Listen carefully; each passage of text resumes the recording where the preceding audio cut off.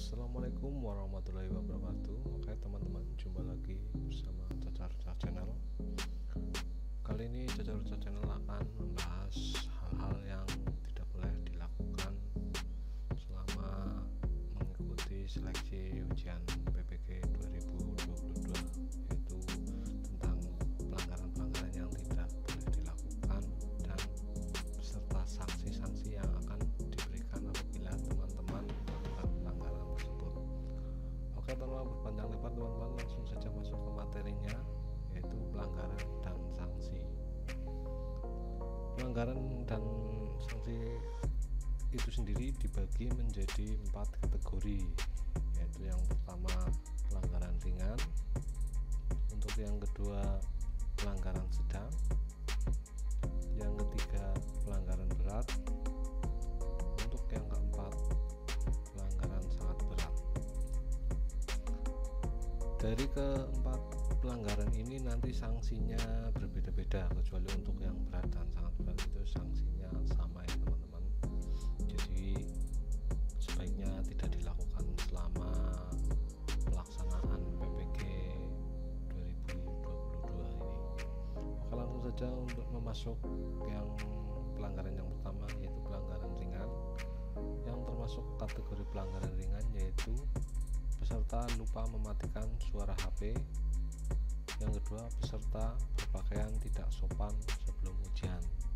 Jadi ketika teman-teman lupa mematikan suara HP, ada dering atau yang lain itu yang mengganggu, serta walaupun ini dilakukan secara daring tapi teman-teman berpakaian tidak sopan, teman-teman akan dianggap melakukan pelanggaran ringan.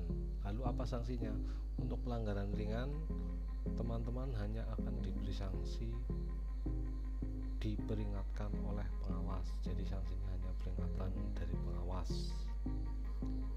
Ya tidak begitu berat, tapi sebaiknya jangan dilakukan lah. Untuk yang berikutnya yaitu untuk yang kategori sedang. Untuk yang kategori sedang yaitu ada 3 poin di sini. Peserta terlambat masuk di ruang Zoom saat uji sudah mulai atau sudah login. Yang kedua, peserta tidak memasang program atau aplikasi ujian. Untuk yang ketiga, peserta meninggalkan ruang ujian sebelum waktu selesai. Jadi untuk pelanggaran sedang di sini ada 3 poin ya teman-teman. Jadi nanti kalau teman-teman terlambat masuk ke ruang Zoom saat ujian sudah dimulai atau sudah login, teman-teman dianggap melakukan pelanggaran sedang. Teman-teman tidak memasang program atau aplikasi ujian, jelas lah berarti teman-teman tidak bisa mengikuti ujian, jadi dianggap pelanggaran sedang. Dan teman-teman meninggalkan ruang ujian sebelum waktunya selesai. Jadi sebelum waktunya habis, walaupun teman-teman sudah selesai melaksanakan ujian, sebaiknya jangan dulu meninggalkan ruang ujian karena akan dianggap melakukan pelanggaran yang dengan kategori sedang. Lalu apa sanksinya untuk pelanggaran kategori sedang?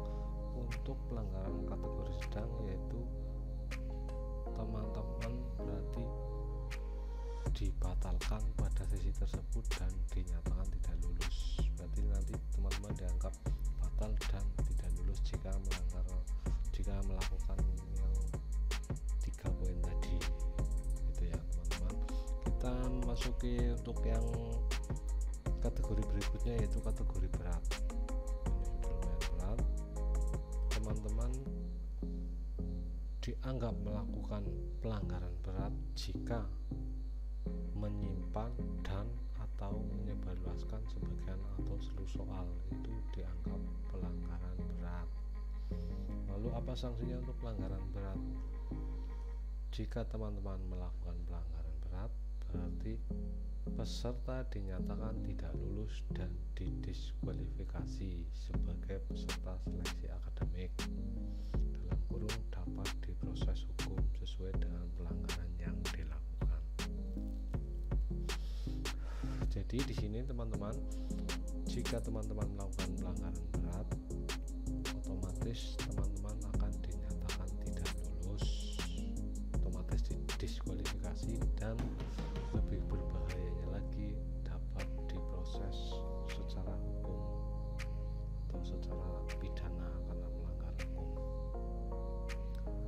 Untuk yang kategori yang keempat yaitu sangat berat. Apa saja untuk pelanggaran-pelanggaran yang masuk di kategori sangat berat pada seleksi akademik PPG 2022 ini, yaitu ada 2 poin ya. Untuk poin pertama, peserta dibantu oleh pihak lain dalam mengerjakan soal. Jadi kalau teman-teman nanti meminta bantuan kepada siapa saja ya, entah teman, entah keluarga atau siapapun lah, berarti teman-teman dianggap melaksanakan pelanggaran yang sangat berat.